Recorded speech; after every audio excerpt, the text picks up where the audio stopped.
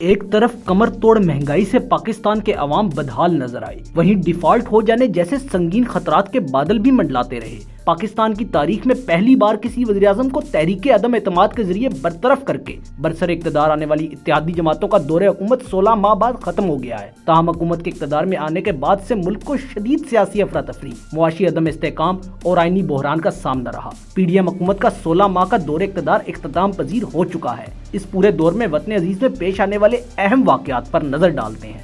9 April کی رات پارلیمان کے ایوان زیریں میں انتہائی ڈرامائی صورتحال دیکھنے میں آئی، جب عدالت کے حکم پر تحریک عدم اعتماد پر ووٹنگ کرانے کے بجائے اس وقت کے اسپیکر قومی اسمبلی اسد قیصر مستعفی ہو گئے۔ چنانچہ پینل آف چیئر کی رکن کی حیثیت سے سردار ایاز صادق کی صدارت میں قومی اسمبلی کا اجلاس ہوا، جس میں عمران خان کے خلاف اپوزیشن کی تحریک عدم اعتماد کامیاب ہو گئی اور وہ اپنے منصب سے فارغ ہو گئے۔ نئی حکومت کے حلف اٹھانے کے بعد قومی سلامتی کمیٹی کا ایک اور اجلاس ہوا، جس کے اعلامیے میں بتایا گیا کہ قومی سلامتی کمیٹی کو اعلیٰ ترین سطح کے سیکیورٹی ایجنسیوں نے دوبارہ بتایا ہے کہ انہیں عمران خان کی حکومت ہٹانے میں کسی سازش کا کوئی ثبوت نہیں ملا۔ بعد ازاں اکتوبر میں ملک کی تاریخ میں پہلی بار D G I S I Lieutenant General Nadeem Anjum نے پریس کانفرنس سے خطاب کیا اور سائفر کو من گھڑت کہانی قرار دیا۔ پی ٹی آئی کی جانب سے اپنے حکومت کے خاتمے کے خلاف اسلام آباد کی جانب 25 مئی کو لانگ مارچ کرنے کا اعلان کیا گیا۔ چنانچہ 25 مئی کو عمران خان اپنے کارکنان کے ہمراہ اسلام آباد کے لیے روانہ ہوئے۔ اس دوران حکومت نے مختلف شہروں میں دفعہ 144 نافذ کر دی تھی اور پنجاب، خاص کر کے لاہور کے مختلف مقامات پر پی ٹی آئی کارکنان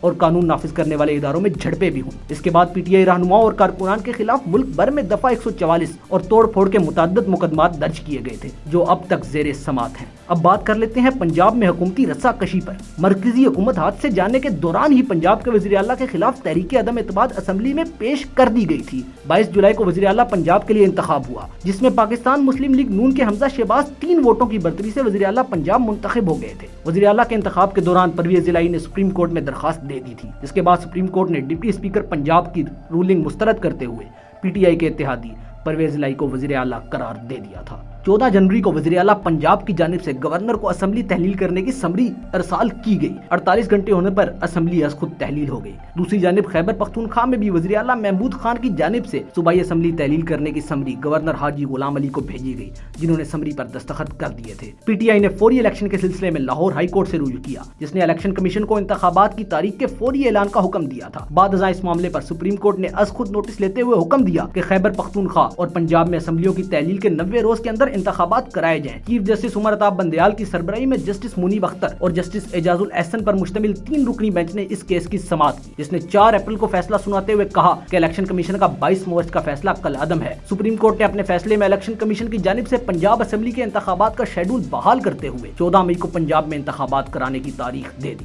12 اپریل کو الیکشن کمیشن آف پاکستان نے کہا کہ حکومت انتخابات کے لیے 21 ارب روپے کے فنڈز جاری کرنے سے کترا رہی ہے، جبکہ وفاقی حکومت عدالت عظمیٰ کے 14 مئی کو انتخابات کرانے کے فیصلے پر عمل نہ کرنے کے لیے مواقع تلاش کر رہی ہے۔ اس کے علاوہ مئی 2022 میں صحافیوں عمران ریاض خان، صابر شاکر اور ارشد شریف کے خلاف بھی مقدمات درج کیے گئے۔ دریں اثنا پولیس نے ارشد شریف کے خلاف بغاوت کے مقدمات بھی درج کیے، جبکہ ارشد شریف ملک سے باہر چلے گئے۔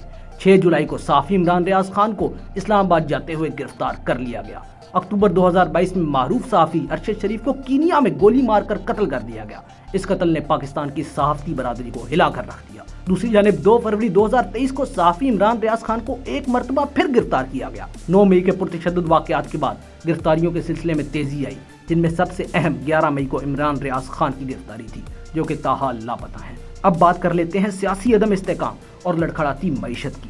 آئی ایم ایف کی سخت شرائط کو پورا کرنے سے ملک میں مہنگائی کے ایک کے بعد ایک لہر آتی رہی۔ ایسے میں مسلم لیگ نون کے قائد میاں نواز شریف بھی مہنگائی سے متعلق اقدامات کرنے پر مفتاح اسماعیل سے نالاں نظر آئے۔ چنانچہ نوشتہ دیوار پڑھتے ہوئے مفتاح اسماعیل نے وزیر خزانہ کے منصب سے استعفیٰ دے دیا اور ان کی جگہ مسلم لیگ نون کی قیادت نے نام نہاد تجربہ کار اسحاق ڈار کو اس منصب پر نامزد کر دیا۔ آئی ایم ایف پروگرام کی اگلی قسط ملنے میں تاخیر کے سبب ملک کو متعدد بحرانوں کا سامنا کرنا پڑا، جس میں سر فہرست ڈالر کی قلت، اس کے بعد بینکوں نے درآمد کنندگان کی ایل سیز کھولنے سے انکار کر دیا اور سینکڑوں کنٹینرز بندرگاہ پر پھنس کر رہ گئے۔ مہنگائی کے دباؤ کے باعث مرکزی بینک نے شرح سود میں 300 بیسس پوائنٹس کا اضافہ کیا، جس کے بعد شرح سود 1996 کے بعد پہلی مرتبہ 20% کی سطح پر پہنچ گئی۔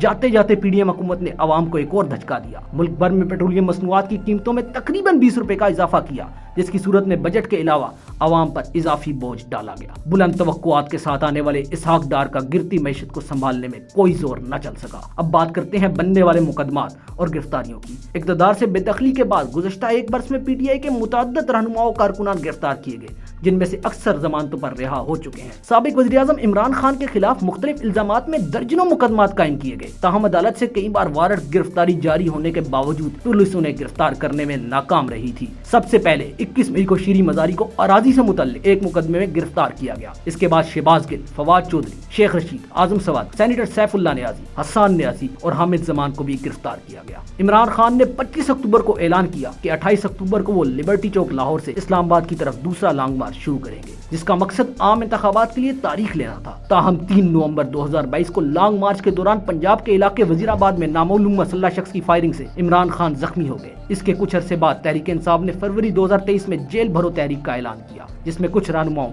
اور کارکنان نے گرفتاریاں دی۔ اب بات کر لیتے ہیں توشہ خانہ ریفرنس میں عمران خان کی نااہلی اور دیگر مقدمات کی۔ عمران خان کو وزارت عظمیٰ سے ہٹائے جانے کے چند مہینے بعد 21 اکتوبر 2022 کو الیکشن کمیشن آف پاکستان نے توشہ خانہ ریفرنس میں انہیں نااہل قرار دے دیا۔ اسلام آباد کی مقامی عدالت نے سابق وزیر اعظم عمران خان کے خلاف توشہ خانہ ریفرنس میں فرد جرم عائد کرنے کے لیے 7 فروری کی تاریخ مقرر کر دی، تاہم chairman P T I security خدشات کا بتا کر عدالت میں پیش نہیں ہوئے، جس کے بعد عمران خان کے توشہ خانہ کیس میں عدم پیشی کی وجہ سے ناقابل ضمانت وارنٹ گرفتاری جاری کر دیے گئے۔ عمران خان کو گرفتار کرنے کے لیے پہلی بار پولیس لاہور میں زمان پارک پہنچی، تاہم پولیس اور کارکنان کے درمیان جھڑپیں ہوئی۔ اس کے بعد جوڈیشل کمپلیکس کے باہر صورتحال انتہائی کشیدہ رہی۔ پولیس کی جانب سے دعویٰ کیا گیا کہ مظاہرین کی جانب سے جوڈیشل کمپلیکس پر شیلنگ کی جا رہی ہے۔ دوسری طرف عمران خان کی لاہور میں رہائش گاہ زمان پارک میں پنجاب پولیس نے کارروائی کی۔ پنجاب کے آئی جی ڈاکٹر عثمان انور نے دعویٰ کیا کہ لاہور میں عمران خان کی رہائش گاہ زمان پارک سے کارروائی کے دوران اسلحہ اور پیٹرول بم برآمد ہوئے ہیں۔ چیئرمین عمران خان نے اس کارروائی کو حملہ قرار دیا۔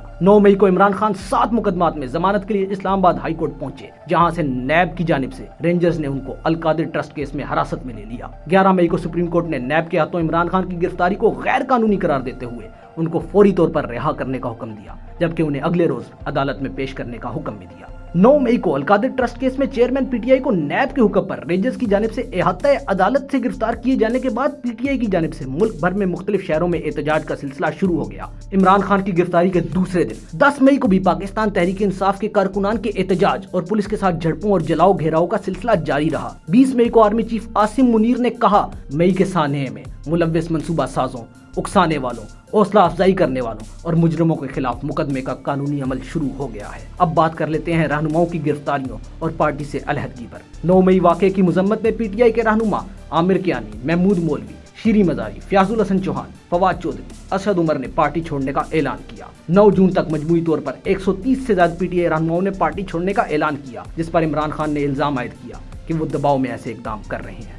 اب بات کرتے ہیں نئی سیاسی جماعتوں کے قیام کی۔ 8 جون کو جہانگیر ترین نے استحکام پاکستان پارٹی کی بنیاد رکھی۔ پی ٹی آئی کے سابق اراکین اسمبلی کو پارٹی چھوڑنے کی ترغیب دینے کے الزام میں پرویز خٹک کو پارٹی سے نکال دیا گیا، جس کے بعد 17 جولائی کو پرویز خٹک کی سربراہی میں خیبر پختونخوا میں باضابطہ طور پر نئی سیاسی جماعت پاکستان تحریک انصاف پارلیمنٹیرینز بنانے کا اعلان کر دیا گیا۔ اب بات کرتے ہیں توشہ خانہ کیس میں عمران خان کو 3 سال کی سزا اور اٹک جیل میں قید کی۔ 5 اگست 2023 توشہ خانہ کیس میں ڈسٹرکٹ اینڈ سیشن کورٹ اسلام آباد کی جانب سے 3 سال کی قید کی سزا اور 1 لاکھ روپے جرمانے عائد کیے جانے کے بعد chairman P T I Imran Khan کو زوان پارک لاہور سے گرفتار کر لیا گیا۔ اب بات کر لیتے ہیں نیب ترمیمی آرڈیننس شہباز شریف اور دیگر کی مقدمات سے بریت کی۔ پی ڈی ایم حکومت میں ہونے والی بہت سی اہم تبدیلیوں میں ایک نیب آرڈیننس 93 ترمیمی بل 2022 تھا، جسے 4 اگست 2022 کو سینٹ نے منظور کر لیا تھا۔ 4 جولائی کو حکومت نے رات گئے آرڈیننس جاری کر کے نیب قوانین میں مزید ترامیم کر دی۔ 12 اکتوبر 2022 کو لاہور کی خصوصی عدالت نے ایف آئی اے کی جانب سے بنائے گئے منی لانڈرنگ کے مقدمے میں وزیر اعظم شہباز شریف اور ان کے بیٹے حمزہ شہباز کی درخواستیں منظور کرتے ہوئے انہیں مقدمے سے بری کر دیا۔ اس کے علاوہ اب تک تقریباً تمام بڑے کیسز میں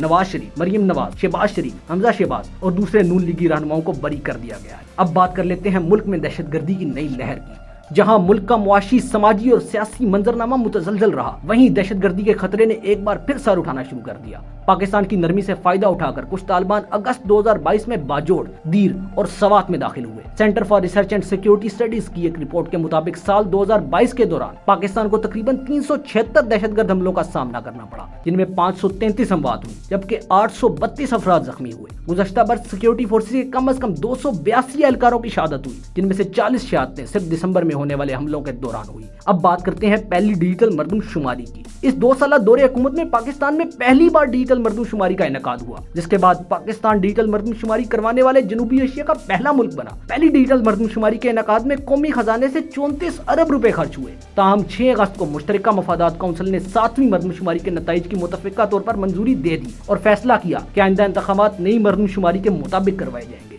इस सूरत में नई हल्का बंदियां होंगी और यूं कौमी असम्बली 9 अगस्त को तहलील होने की सूरत में आम इंतखाबात जो कि 8 नवंबर को मुतवक्के थे वो कई माह के लिए ताखीर का शिकार हो सकते हैं। अब बात कर लेते हैं ऑफिशियल सीक्रेट एक्ट में तरमीम समेत अहम बिलों की मंजूरी की। पीडीएम के दौरे हुकूमत में मुतअद्दिद बिलों को मंजूर किया गया। इनमें से कुछ अहम बिल ऐसे भी थे जिन्हें हुकूमत ने अपने आखिरी वक्त में उजलत में मंजूर किया। इन अहम तरीन बिलों में सुप्रीम कोर्ट के फैसलों और अहकामात पर नजरसानी का बिल पार्लिमान के ईवान बाला से मंजूर हो गया। इसके अलावा तौहीन parliament bill, army act तरमीमी bill 2023, Pakistan army act bill 1952, हवाई अड्डों को आउटसोर्स करने और फिजाई हादसात में तहकीकाती निज़ाम को बेहतर बनाने से मुताल्लिक 2 बिल और ऑफिशियल सीक्रेट एक्ट 1923 में तरमीम के बिल मंजूर किए गए।